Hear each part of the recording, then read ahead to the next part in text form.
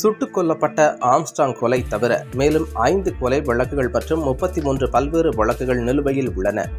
சிசிங் ராஜா rowdy Arcot சுரேஷுக்கு நெருக்கமாக இருந்துள்ளார். சிசிங் ராஜா வெவ்வேறு வழக்குகளில் தேடப்பட்டு வந்தார். அண்மையில் வழக்கு ஒன்றில் சிசிங் ராஜா தேடப்படும் குற்றவாளியாக அறிவிக்கப்பட்டு தாம்பரம் பகுதி முழுக்க போலீசார் போஸ்டர் ஒட்டியிருந்தனர். நேற்று கைது செய்யப்பட்ட சிசிங் ராஜாவை வேளச்சேரியில் பதியப்பட்ட ஒரு வழக்கு தொடர்பாக ஆயுதங்களை பறிமுதல் செய்ய நீலாங்கரை அருகே பக்கிங்காம் கால்வாய் பகுதிக்கு போலீசார் அழைத்துச் சென்றுள்ளனர். அப்போது ஆயுதங்களை எடுத்த சிசிங் ராஜா போலீசாரை நோக்கி சுட்டதாக தெரிகிறது.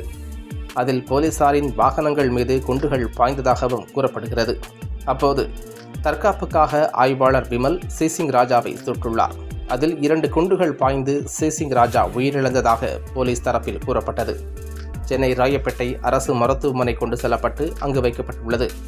இந்நிலையில் சிசிங் ராஜாவின் உறவினர்கள் மருத்துவமனையில் குவிந்தனர். சிசிங் ராஜாவின் மனைவி ஜானகியிடம் உடற்குறைவுக்காக ஒப்புதல் கையெழுத்தை பெற்றுள்ளனர். அப்போது மேலும் 4 பெண்கள் சிசிங் ராஜாவின் உடலுக்கு உரிமை கோரியுள்ளனர்.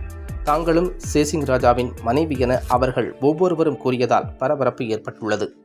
சிசிங் ராஜா உடலுக்கு உரிமை கோரும் 4 துணைவிகளில் ஒரு பெண் வழக்கறிஞர் என்றும் அவர் சட்டப்படி சிசிங் ராஜாவின் உடலுக்கு உரிமை கோரும் முயற்சிகளில் ஈடுபட்டு வருவதாகவும் தகவல் வெளியாகியுள்ளது.